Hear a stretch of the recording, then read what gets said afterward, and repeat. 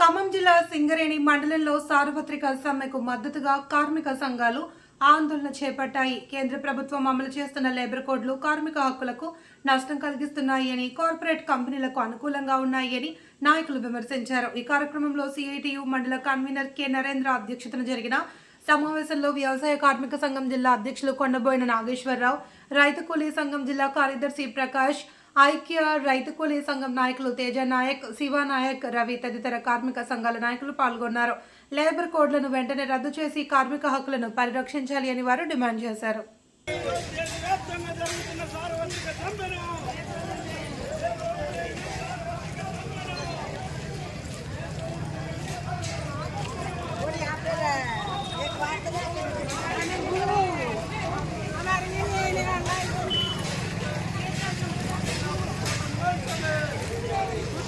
Scheme వర్కర్లందరినీ ప్రభుత్వ ఉద్యోగస్తులుగా గుర్తించాలి. స్కీమ్ వర్కర్లందరినీ ప్రభుత్వ ఉద్యోగస్తులుగా కొనసాగించాలి. ఉపాధ్యాయుని గ్యారంటీ చట్టాన్ని కొనసాగించాలి.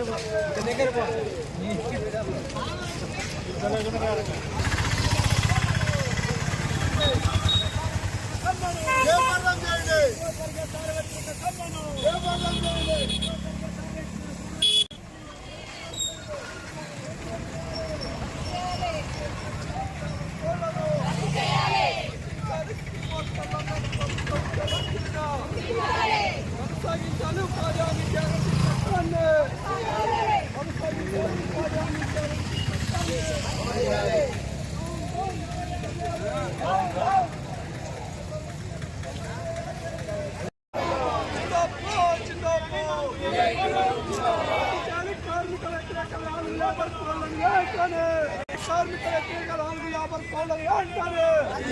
గుర్తించాలి. స్కీమ్ వర్కర్లందరినీ ప్రభుత్వ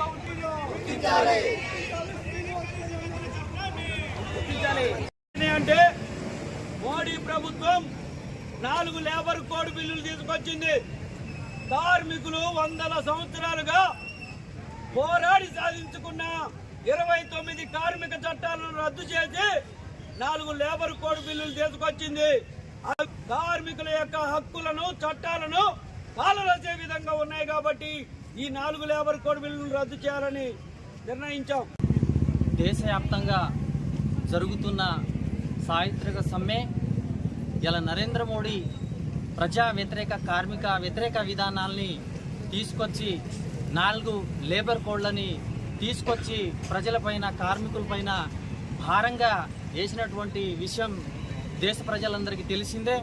అందుకనే ఈ 4 లేబర్ కోడ్లతోనే మరి ఎక్కడ ఇప్పుడు అన్న చెప్పినట్టుగా సమ్మె చేసే హక్కు ప్రధానంగా తీసేస్తా ఉన్నది. అందుకే మనం ఇవాళ తీసినట్టుగా రేపటి సంధి మనం ఏ ప్రజల గురించి కానీ, రైతాంగం సమస్య మీద కానీ, ఏదైనా కానీ మనం రోడ్డుకి ఎక్కితే అందరి మీద కేసులు పెట్టి జైళ్ళలా పెట్టేటువంటి లేబర్ కోడ్లు కాబట్టి ఈ మనం ఇక్కడ కార్మిక వర్గమే కాకుండా ఈ దేశంలో ఉన్నటువంటి తాడితులు, పీడితులు, కార్మికులు, కర్షకులు అందరూ కలిసి ఈ లేబర్ కోడ్లని వెనక్కి తీసే విధంగా మనం ప్రజా ఉద్యమాన్ని మరి రోడ్డుకెక్కాల్సిన అవసరం ఉంది. అందుకనే ఈ నరేంద్ర మోడీ విధానాన్ని, ఈ నల్ల చట్టాన్ని ఏ విధంగా అయితే నరేంద్ర మోడీ వెనక్కి తీసుకున్నాడో ఈ 4 లేబర్ కోడ్లని వెనక్కి తీసుకునే విధంగా మీరందరూ దీనికి పోరాడి దీన్ని సాధించాలని చెప్పి సోదరులందరికీ నమస్కారాలు.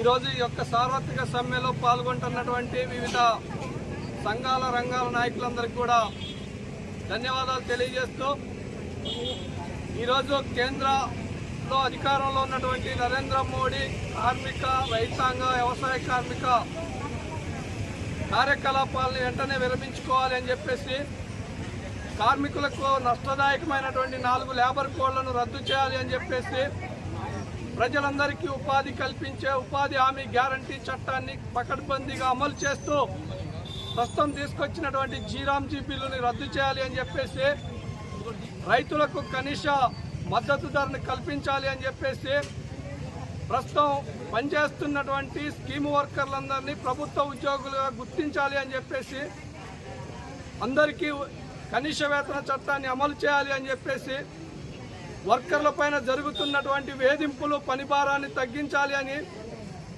కార్మిక హక్కుల్ని కాలరాయొద్దు అని చెప్పేసి దేశవ్యాప్తంగా సార్వత్రిక సమ్మె ఈరోజు చేపట్టాం. దానిలో భాగంగానే ఖమ్మం జిల్లా సింగరేణి మండలంలో కూడా ఈ యొక్క సార్వత్రిక సమ్మెని కొనసాగిస్తూ ఉన్నాం. నరేంద్ర మోడీ గారు ఇప్పటికైనా అర్థం చేసుకోవాలి. ప్రజలందరి యొక్క సమస్యలు పరిష్కరించకుండా దేశ సంపదను తీసుకెళ్లి కార్మిక యొక్క శ్రమను తీసుకెళ్లేసి అదానీ అంబానీలకు కట్టబెట్టాలని చెప్పి చూస్తూ ఉన్నాడు. పబ్లిక్ సెక్టార్లన్నింటినీ కూడా ప్రైవేట్ పరం చేసేటువంటి ప్రయత్నం చేస్తూ ఉన్నారు. రైతాంగాన్ని ఇబ్బంది పెట్టేటువంటిది, వ్యవసాయ కూలీలను ఇబ్బంది పెట్టేటువంటి పరిస్థితి చూస్తూ ఉన్నారు.